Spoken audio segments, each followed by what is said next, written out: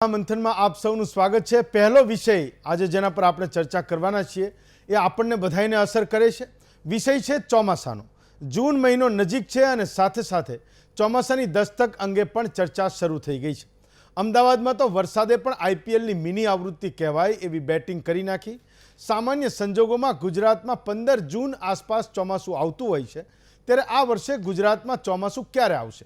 અલ નીનોની ગુજરાત પર અને દેશ પર કેવી અસર થશે? ગુજરાતમાં સરેરાશ વરસાદ કેટલો રહેશે? આ મુદ્દે થોડી પરંતુ સાર્થક ચર્ચા કરીશું આજના મહામંથનની શરૂઆતમાં।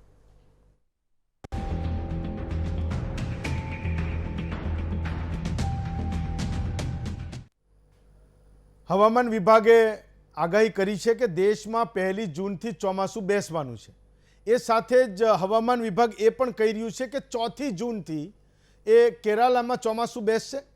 તો સામાન્ય સમજ આપણા ગુજરાતની એવી છે કે 4 જૂને જો કેરાલામાં ચોમાસું બેસે એના એક અઠવાડિયા પછી એ ચોમાસું મુંબઈમાં પ્રવેશ કરે, એટલે પહેલાં આપણને પેલા દરિયાના ઉછળતા મોજા અને જબરજસ્ત વરસાદ દેખાય મુંબઈનો, એટલે આપણે રાજી થઈએ કે એના એક અઠવાડિયા પછી આપણે ત્યાં આવે। એટલે કેરાલામાં એકવાર ચોમાસાની શરૂઆત થઈ, સત્તાવાર રીતે ચોમાસું બેસી ગયું એવું હવામાન વિભાગ કે પછીના 14 દિવસ પછી, 2 અઠવાડિયા પછી આપણે અપેક્ષા રાખી શકીએ કે ગુજરાતમાં સત્તાવાર રીતે ચોમાસું બેસી ગયું છે।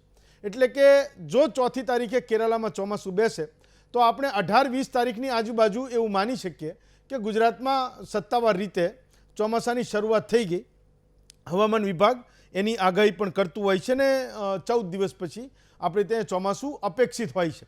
પણ હવામાન વિભાગે, ગુજરાતના હવામાન વિભાગે 28 અને 29 એવી આગાહી કરી છે કે ઉત્તર મધ્ય અને સૌરાષ્ટ્રના કેટલાક જિલ્લામાં એ વરસાદ પડવાનો છે। તો કેટલાક સવાલો મને પણ થયા, તમને પણ થયા હશે કે ચોમાસું જ્યારે નજીક છે, 1 જૂનથી દેશમાં ચોમાસું બેસવાનું હોય ને આપણા ગુજરાતમાં 28-29ના જો વરસાદની આગાહી હોય તો આ વરસાદ પડે ત્યારથી એ ખેડૂતો વાવણી કરી શકે કે નહીં?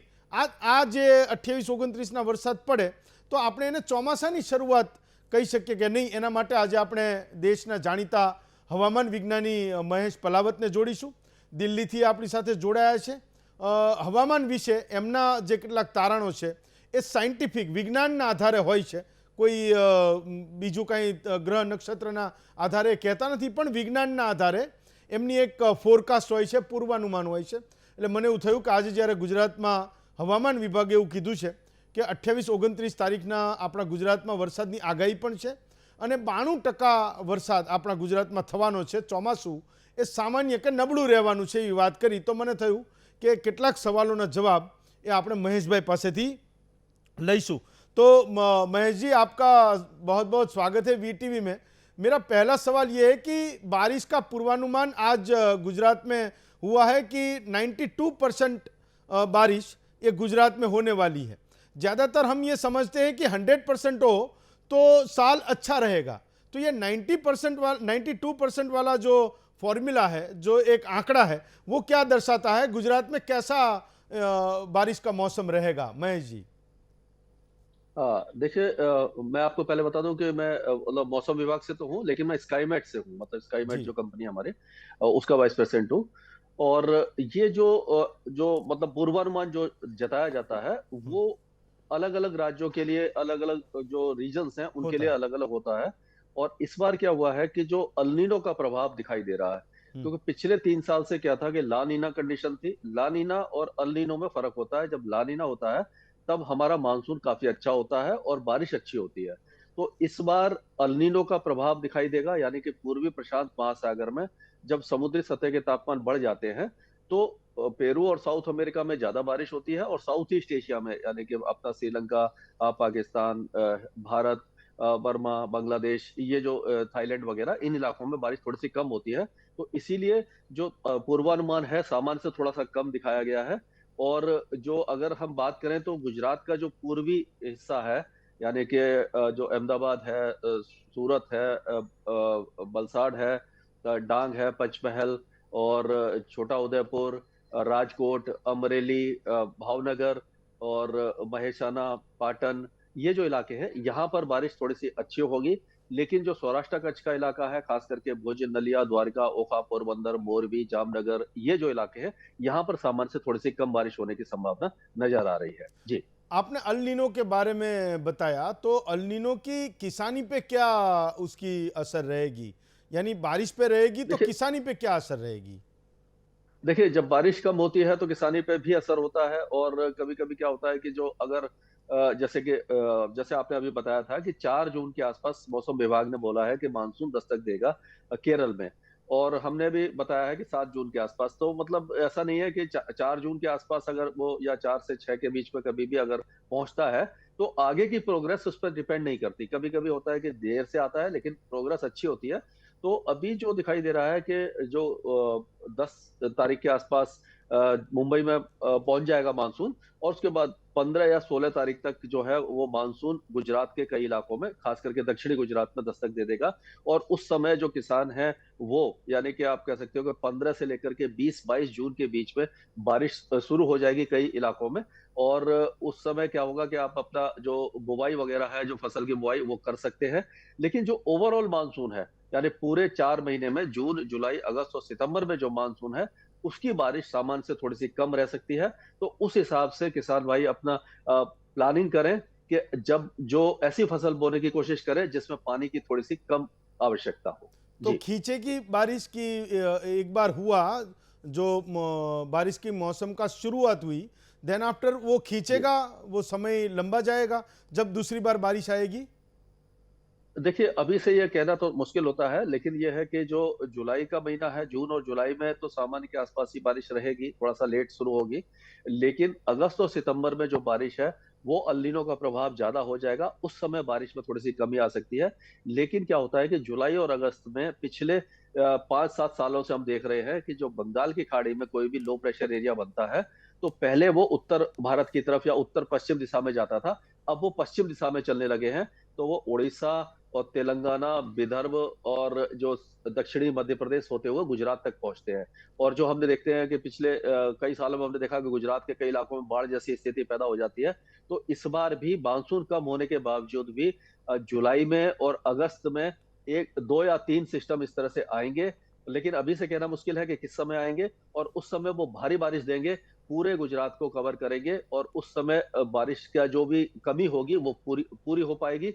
और जो जलाशय है या जो रिजर्वर्स है, उस समय अगर उनको पहले से साफ सफाई कर ली जाए, तो वो पानी को इकट्ठा किया जा सकता है। सर, तो एक ये अभी से कहना मुश्किल है कि जी। मौसम विभाग ने आज ये बताया कि 28 और 29 को गुजरात में बारिश होगी। वो उत्तर गुजरात की बात कर रहे हैं, मध्य गुजरात की बात कर रहे हैं, और पश्चिम गुजरात जो हम सौराष्ट्र बोलते हैं, ये 3 रीजन में बारिश होने की संभावना है, ऐसा आज मौसम विभाग ने कहा है। तो क्या जो किसान जी। है वो मान ले कि ये बारिश की मौसम की शुरुआत है, जिसको बुआई करनी है वो 3, 4 या 5 तारीख से कर सकता है, कि हम ये मान ले कि 15-16 को ही गुजरात में मानसून की शुरुआत मानी जाएगी? देखिए, 15-16 को ही ज़्यादा सही रहेगा, क्योंकि ये जो अनुमान है इसमें क्या होता है कि ये बारिश बहुत कम होती है। क्योंकि अभी जो वेदर सिस्टम बन रहे हैं वो उत्तर भारत में पंजाब, हरियाणा, राजस्थान के उत्तरी और मध्य जिलों तक तो बारिश अच्छी देंगे। लेकिन गुजरात के जो इलाके हैं, यहाँ पर जो साइक्लोनिक सर्कुलेशन बनेगा, वो बहुत ज़्यादा बारिश नहीं देगा, और हल्की-फुल्की बारिश होगी। तो उससे इतनी मतलब नमी नहीं मिलेगी ज़मीन को कि वो बुवाई कर पाएँ। तो इसीलिए अभी से ये प्लानिंग करना ठीक नहीं रहेगा। अगर अच्छी बारिश हो जाती है, वैसे उम्मीद मुझे कम दिखाई दे रही है कि जो 28, 29, 30 तारीख को हल्की-फुल्की बारिश ही होगी, ज़्यादा बारिश की संभावना नहीं है। तो इंतज़ार करना अच्छा रहेगा। नहीं तो कभी-कभी क्या होता है कि जैसे आपने बुवाई कर दिया, उसके बाद कम से कम 15 दिन पूरी तरह अगर सूखे निकल गए और गर्म निकल गए, तो वो जो आपका बीज है वो खराब हो सकता है। तो इसीलिए थोड़ा-सा प्रिकॉशन लेने की ज़रूरत है। तो थोड़ा इंतज़ार करना ज़्यादा अच्छा रहेगा। सर, जी। एक बात ये पूछनी थी कि 92% बारिश होगी, ऐसा मौसम विभाग बता रहा है। तो आप ये बता सकते हैं कि पिछले साल की तुलना में इस साल ये बारिश कैसी रहेगी? पिछला साल कैसा था, और 92% यानी अब का जो साल आने वाला है, बारिश का मौसम आने वाला है, वो कैसी रहेगी? देखिए, पिछले साल एग्ज़ैक्ट कितनी बारिश हुई थी तो ये तो मुझे याद नहीं है, लेकिन पिछले साल से बारिश थोड़ी-सी कम दिखाई दे रही है, क्योंकि अल नीनो का प्रभाव केवल गुजरात नहीं, पूरे भारत पे दिखाई दे रहा है। जो मौसम विभाग ने जो बताया है जो पूरे भारत का अगर लेके चलें, तो जो सामान्य बारिश होती है, एवरेज लॉन्ग पीरियड एवरेज होता है 1 जून से 30 सितंबर का, उससे 96% बोला है, यानी 4% कम बताई है, और हमने 94% बोला है, हमने 6% कम बताई है। तो मतलब 2% का फ़र्क है, बहुत ज़्यादा फ़र्क नहीं है। लेकिन इसीलिए हम कह रहे हैं कि जो पिछले साल की तुलना में बारिश थोड़ी-सी कम हो सकती है। 10 या 12% मान के चलिए कम हो जाएगी, 10 से 15% अगर कम होती है, जितनी होती है उससे पिछले साल की तुलना में, तो भी काफ़ी ज़्यादा थोड़ा-सा दिक्कत आ सकती है। इसीलिए ये ऐसी फसलों की तरफ जाएँ किसान भाई जो जिसमें पानी की बहुत ज़्यादा आवश्यकता ना हो, उस तो वो थोड़ा-सा फ़ायदेमंद रह सकता है। लेकिन जब मानसून पहले ये बता पाएँगे कि अगले 10-15 दिनों में किस-किस इलाकों में कैसी बारिश होगी, और ये पूरे 4 महीने का पूर्वानुमान आमतौर पर एकदम सही नहीं हो पाता सर, है। जी। बहुत सारे लोगों को, हमारे दर्शकों को ये जानना अच्छा लगेगा कि शायद फोरकास्ट हो पाए। पिछले साल जी। यही एक महीना है, मई महीना, जहां कहीं बारिश ना हुई हो, शायद एक दो जगह को हम छोड़ दें, तो पूरी जी। मौसम के दरमियान बारिश हुई। यहाँ मार्च और अप्रैल में इतनी बिन मौसम बारिश हुई, जिसकी वजह से लोगों की फसलें जो खराब हो गई। तो क्या ये जी हाँ। फोरकास्ट कर सकते हैं कि अगले साल ऐसा होगा या नहीं होगा? ऐसा कोई फोरकास्ट हो सकता है, पूर्वानुमान हो सकता नहीं, है? नहीं, नहीं सर, बिल्कुल नहीं हो सकता, क्योंकि जो मौसम जो विज्ञान है वो इतना ज़्यादा अभी वो डेवलप नहीं हुआ है, क्योंकि जो मॉडल चलते हैं वो जैसे-जैसे आप आगे बढ़ेंगे, तो वैसे-वैसे उसमें एरर ज़्यादा बढ़ते जाते हैं। तो जो पूर्वानुमान होता है 15 दिन का काफ़ी अच्छा होता है। उसके बाद जैसे कि अभी चौमासे का किया है, 4 महीने का किया है, वो भी काफ़ी अच्छा निकलेगा, क्योंकि पूरे जो विश्व का जो फ़ोरकास्ट है, अलग-अलग जो एजेंसी है, अमेरिका की है, जापान की है और ऑस्ट्रेलिया की है और हमारी इंडिया की है, इन सब ने मिलकर के ये जो पूर्वानुमान निकाला है, तो ये काफ़ी ज़्यादा सटीक रहेगा। लेकिन उससे ज़्यादा आगे हम नहीं जा पाएँगे, क्योंकि उससे जितना आप आगे जाएँगे उसमें वो केवल आप कह सकते हैं तुक्का होगा, वो फ़ोरकास्ट नहीं माना जाएगा। जी। सर, लोगों को जानना जरूरी हो और मेरा पूछना रह गया हो, ऐसा कुछ गुजरात की बारिश की मौसम के बारे में अगर आप कुछ बताना चाहें, जो रह गया हो शायद। देखिए, ये क्या है कि हम स्काईमेट में लगातार वीडियो भी बनाते हैं, जो हमारा स्काईमेट चैनल है, उसमें डेली हम वीडियो 2 अपलोड करते हैं, उसमें गुजरात के बारे में पूरी जानकारी देते हैं। जो आगे के कुछ दिनों के बारे में रहता है, तो उसको अगर आप देखते रहेंगे, तो भी आपको काफ़ी कुछ जानकारी मिलेगी, और उसके बाद भी क्या होगा कि जो जैसे-जैसे मानसून आगे बढ़ना शुरू होगा, तो कम से कम अगले 15 दिनों का जो फ़ोरकास्ट होगा, वो काफ़ी हद तक सही रहता है। तो हमारी वेबसाइट पे भी आपको मिलेगा, और हम भी आपको बताएँगे। आप मुझे जब भी बुलाएँगे मैं आऊँगा, और किसान भाइयों की मदद करूँगा, कि कोशिश करूँगा कि जितनी अच्छी जानकारी दे पाऊँ। तो ये कुल मिला कर ये चलिए कि इस बार मानसून थोड़ा-सा कमज़ोर रहेगा। घबराने वाली बात नहीं है, क्योंकि बीच-बीच में जो जुलाई और अगस्त में वेदर सिस्टम बंगाल की खाड़ी से आते हैं, पश्चिम दिशा में बढ़ते हैं, वो काफ़ी अच्छी बारिश दे कर के जाएँगे। लेकिन कब वो जब डेवलप होते हैं, उसके बाद जब हम बता पाएँगे कि अगले 8 दिनों में वो गुजरात पर पहुँचेंगे या मध्य प्रदेश तक ही रहेंगे या दक्षिणी राजस्थान तक आएँगे, वो हम उस समय बता पाएँगे। तो ये सारी चीज़ें कवर वैसे हो चुकी हैं, और आप हमारे जो वो है मतलब जो स्काईमेट है, उसको आप फ़ॉलो करें, और मौसम विभाग को भी फ़ॉलो करें, तो आगे की जानकारी आपको मिलती सर, रहेगी। जी। मैं भी आपको फॉलो करता हूं। इस मॉनसून में मैं आपको कनेक्ट करूंगा। आप हमारे जी। दर्शकों को ये थोड़ा साइंटिफिक डेटा कैसे देखते हैं? आप कई सारे स्केचेस भेजते हैं, कई सारे मैप्स भेजते हैं और कई सारे वीडियोस भी आप डालते हैं सोशल मीडिया पर कई बार क्या होता है जी। कि जो एक कॉमन व्यूअर्स होता है, वो नहीं जान पाता कि ये कहना क्या चाहते हैं। तो आप ये थोड़ा, जो एक आम आदमी समझ पाए, ऐसी लैंग्वेज में आप एक वीडियो भी बनाना, और मैं आपको कनेक्ट भी करूंगा। आप ऑनलाइन लोगों को लाइव भी सिखाना कि जो वेदर के न्यूज़ है, जो वेदर का फोरकास्ट है, जी। वो देखते कैसे है।